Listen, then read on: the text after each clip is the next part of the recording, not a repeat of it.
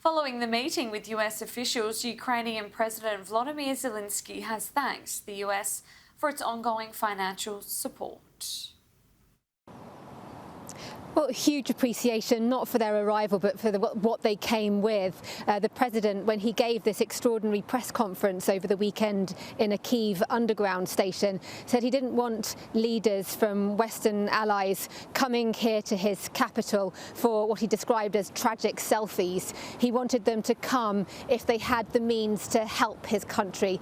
No one is making any secret of the fact that Ukraine's military, obviously enforced by the fact that the troops have the will and the desire to fight, need the capability to fight, and that comes with weapons, and those weapons come from the West. And without those weapons, the battlefield, the war here in Ukraine would look very different. And so the continuation of this flow of weapons and the evolution of the types of weapons that Ukraine is asking for and receiving are absolutely critical for Ukraine's war effort and for the ability of the West to keep up their support in a meaningful way. So yes, huge appreciation that the highest level of White House officials since the war began came here to the capital.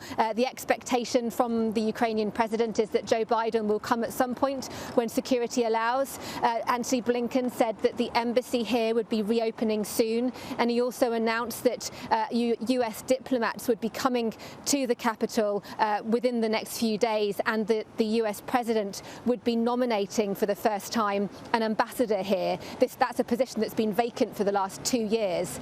And he also had a message in terms of how he views Russia's war effort. Let's hear what Antony Blinken said. Russia continues to try to brutalize parts of the country, and the death and destruction that we continue to see is horrific. But Ukrainians are standing up, they're standing strong, and they're doing that with the support that we have coordinated from literally around the world. We're seeing that when it comes to Russia's war aims, Russia is failing, Ukraine is succeeding.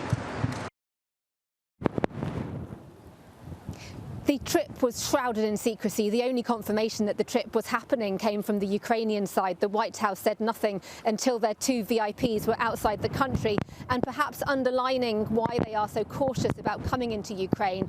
This morning there were attacks against 5 Ukrainian railway stations